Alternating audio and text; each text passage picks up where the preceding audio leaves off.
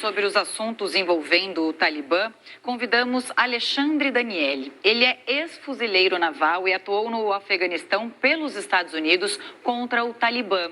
Alexandre, ótima noite para você. Obrigada por ter aceitado o nosso convite para essa entrevista. Bom, você ficou 8 meses no Afeganistão, se não me engano, no momento em que o grupo fundamentalista não estava no poder, mas comandava algumas regiões. Então eu te pergunto, como era combater o grupo? Quais foram as suas experiências? O que você pode dizer num paralelo ao que a gente está vendo hoje? Então, muito obrigado aos amigos aqui do JR News. Então, em 2010, 2011 foram os anos bem difíceis em combate ao Talibã na região, na fronteira com o Paquistão e com o Irã. Foi quando eu estava lá, junto com os fuzileiros navais, os US Marines, e o povo tinha muito medo. O medo estava, assim, lacrado na alma e no coração de todo o povo afegão. É um povo muito fraco, frágil, pobre, sem cultura, sem conhecimento. E era muito difícil explicar para eles que se a gente treinasse a polícia, o exército deles mesmo, poderia ficar melhor. O que nos pegou de surpresa foi que mais de 300 mil soldados que a gente treinou no Afeganistão simplesmente se entregaram em fator de dias, né? Mas o meu medo é que o Talibã, ele, pelo que a gente viu morando lá, ele gostava de botar muito medo das pessoas. Quando alguém cometia os pecados contra a Sharia, que é a regra de leis deles, eles colocavam na praça pública e começavam a cortar um membro do corpo da pessoa por dia. Eles não deixavam a pessoa morrer, estancavam o sangue, tiravam um braço, tiravam uma perna, tiravam o nariz, um ouvido. A pessoa demorava 7 a 8 dias para falecer em praça pública. Então, por isso que essas imagens, para mim, que fiquei lá 8 meses, não é chocante, porque eles provavelmente preferem morrer pendurado numa asa de avião, numa roda de avião, do que ser morto dessa forma de tortura que o Talibã não esconde que eles fazem e eles acreditam. Eles são fundamentalistas fanáticos islâmicos, estão aí para trazer o terror de volta ao mundo. Alexandre, você falou nessa questão do medo. O presidente americano Joe Biden, no seu discurso após aquelas cenas essas que você mencionou do avião da Força Aérea Americana deixando Cabul, cita que o povo afegão não quis ir para a guerra e ele não poderia deixar americanos lutando por uma guerra que não era dele. Você citou um medo. Há também uma falta, você percebeu essa falta de unidade do povo afegão? Ou seja, não havia uma esperança em algum político ou em políticos da região, a dificuldade entre povos muito distintos, tribais.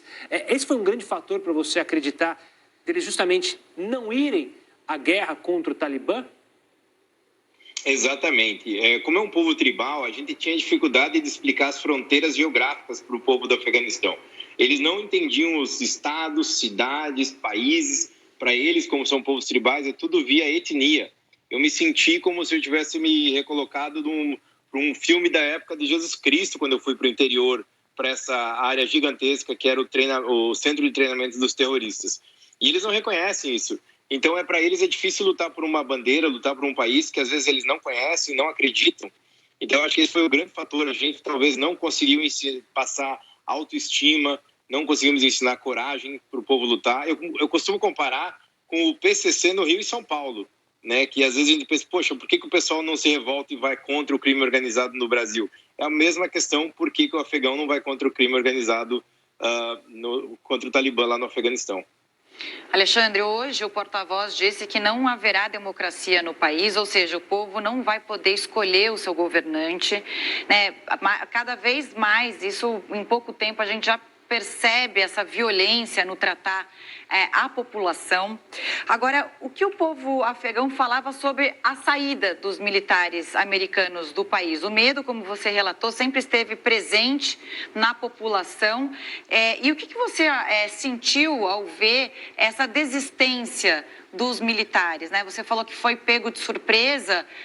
Você acha que pode ter sido uma ordem que veio de cima ou é aquela coisa de recuar mesmo porque não tem mais jeito, o Talibã ia chegar ao poder de qualquer forma? Então, eu acho que foi um pouco desse medo enraizado, né? Esse medo que eles têm de 96 a 2001 ficou muito enraizado na alma e no coração do povo afegão. A minha opinião, pessoal, talvez isso tenha acontecido. A gente estava lá tentando incentivá-los, treiná-los, né, para melhor acudir o seu povo.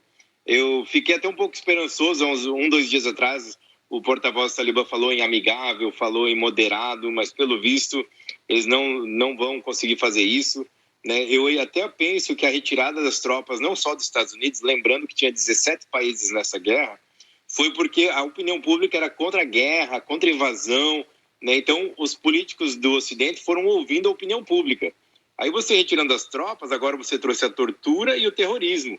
Então é difícil você conseguir que todo mundo fique contente, porque sem a invasão militar, sem o apoio militar, vai existir esse extremismo. E não é só no Afeganistão, tem na Síria, no Iêmen, tem vários países na região que deveria ter sim um tipo de apoio militar da ONU, da OTAN, do mundo inteiro, para que isso não aconteça, porque agora vocês se preparem, os vídeos que vai vir de agora em diante vão ser cada vez pior, mais maltratos. O Talibã sobrevive com a venda do ópio para a heroína e a venda de mulheres no mercado negro. E isso vai agora acontecer mais do que nunca. Alexandre, você cita o poderio e o medo que o Talibã provocava nas pessoas.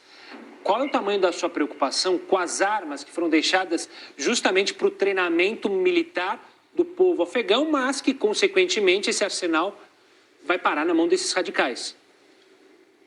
Então, a preocupação não é tão grande porque eles não sabem, às vezes, manusear as armas, o equipamento, né? A gente não deixou um equipamento, assim, com muita tecnologia, a munição vai acabar.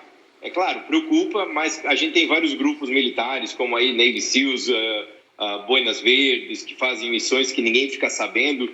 Isso não é a preocupação maior. A preocupação maior é como eles vão agir com a população, os 50 milhões de habitantes na região do Afeganistão. Porque Cabul talvez seja bonitinho, seja o lugar menos pior, porque é uma cidade grande, moderna, tem várias mídias, várias câmeras, mas o meu medo maior é com o resto do país, onde poucas câmeras vão chegar, poucas ajudas vão chegar, e eu acho que vai complicar. Eu acho que os grupos terroristas, fundamentalistas já estão usando redes sociais, melhoraram tecnologicamente para fazer mais recrutamento, e eu acho que esses 5 a 10 anos que nós tivemos pouquíssimos atentados de fundamentalistas islâmicos na Europa, América do Norte, talvez voltem e voltem mais fortes. Alexandre, a maior ironia é que os Estados Unidos passaram anos treinando, como você mesmo disse, o exército e a polícia afegã, para justamente não acontecer o que a gente está vendo nos últimos dias. Apesar de ter ficado 20 anos no Afeganistão, você considera essa missão americana um fracasso? Não é um fracasso, porque o que tinha que ser feito de treinar, ensinar, levar, pegar na mão, fazer junto, foi feito. Agora é que nem um filho você cria, e uma hora você tem que deixar esse filho sair de casa e tentar andar sozinho. Agora, isso não pode ser refletido na culpa da OTAN, porque tudo que poderia ser feito foi feito. Criamos escolas, clínicas, né, várias redes, levamos internet para o país todo, eletricidade. Eu acho que não foi, a falha maior foi do povo afegão, que não conseguiu se defender. Infelizmente, era algo que estava fora do nosso poder, era essa vontade deles de lutar contra o Talibã. Alexandre, muito obrigado pela sua participação aqui conosco, por essa conversa, infelizmente, para falar de um tema nada agradável. Um forte abraço e até uma próxima.